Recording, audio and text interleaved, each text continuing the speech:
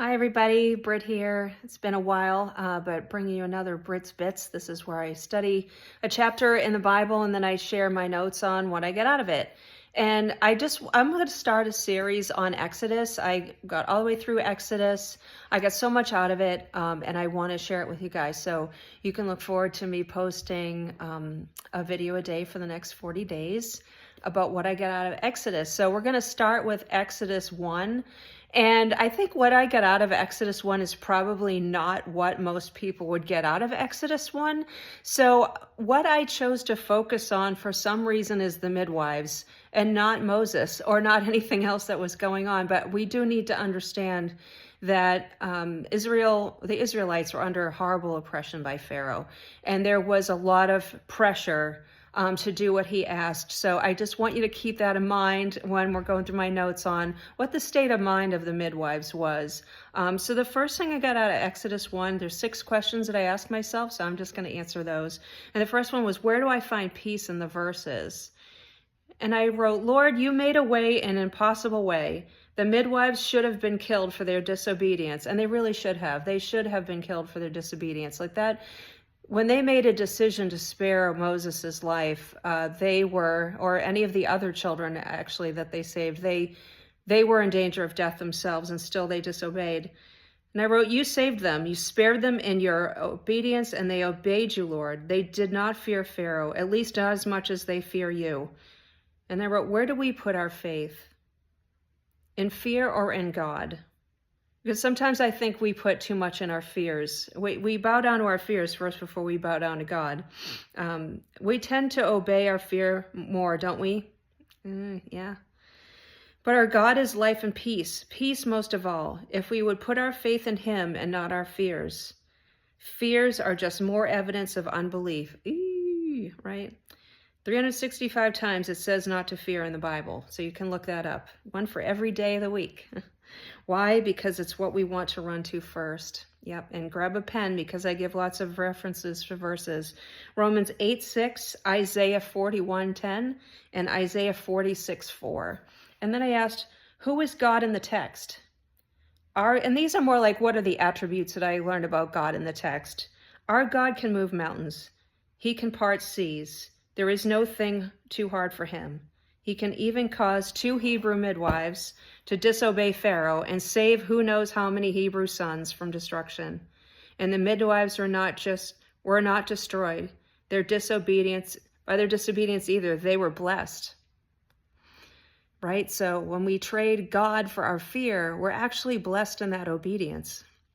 So our God can do mighty things, and he can influence people without them even knowing it. We would do well to remember that when we fear decisions of others, God can do it. And if he doesn't do it, it was not his will, and there was a better way, right? What are we trading for the better way? And we will understand him better if we trust him more. So what we're trading for, our fear, is really not as much of an understanding of God. And if we're always wanting to know him more, then we got to trust him more. And the verses that I put for that are Isaiah 43:19, Matthew 19:26, and Isaiah 58:11. And my third question I asked myself is, where is Jesus in these verses? Did you know that Jesus is in every chapter of the Bible? It just tickles me as I'm doing this for several years now. And I have never come across a chapter where I have not found him.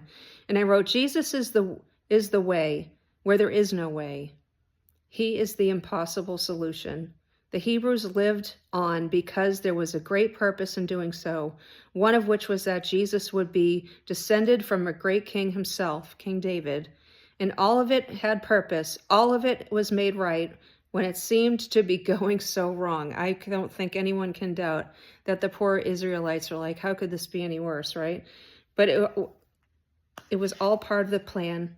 And when we look at disaster, do we see God working in it? Do we? Do we try to find it? We can see God working in it because he is there, doing what he needs to do to bring about his glory. So it's not about our glory. It's about his glory, right? That we would see it and rejoice. So much came out of the Exodus, but the Exodus could not happen without The oppression of the Egyptians first. By the Egyptians first, right? The push and pull of life brings about amazing things, and Christ is at the center of it all. Without him, we could never understand.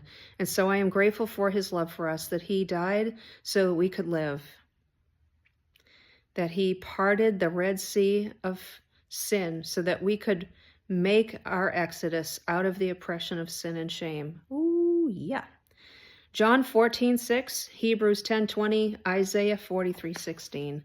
And what verse stood out to me the most out of the chapter was Exodus 1:17 and then 20-21. But the midwives feared God and did not do as the king of Egypt commanded them, but saved the male children alive. Therefore God dealt well with the midwives, and the people multiplied and grew very mighty. And so it was because of the midwives feared God, that he provided households for them. And I wrote, what did I observe about the verses in light of the text? It took great faith for the midwives to disobey Pharaoh. Death was certainly knocking at the door in this decision, but they could have lost their lives, and I'm sure they knew that. Oh, I'm absolutely sure they knew that. But they didn't listen to the fear of death. They honored God.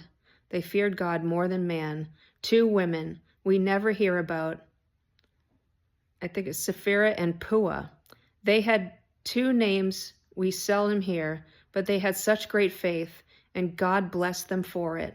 Maybe next time we want to fear, that we can remember Sapphira and Puah, I think that's what her name is. You can probably look it up.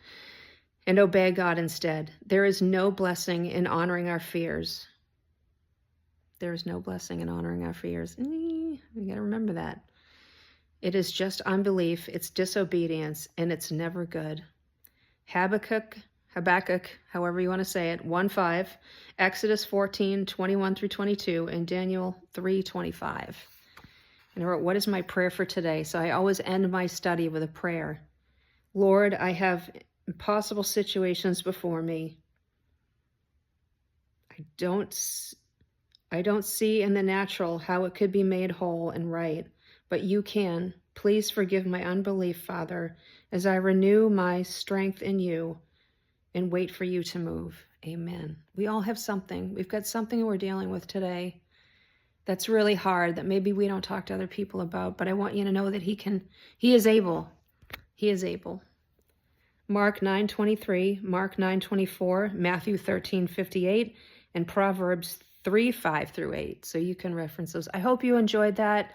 Tomorrow is Exodus 2. I always end all of my study time with a song, and I actually made a Spotify list for my Exodus study. But if you want to follow along with the song for today, it's No Fear by Kari Jobe. And I hope you have a great day.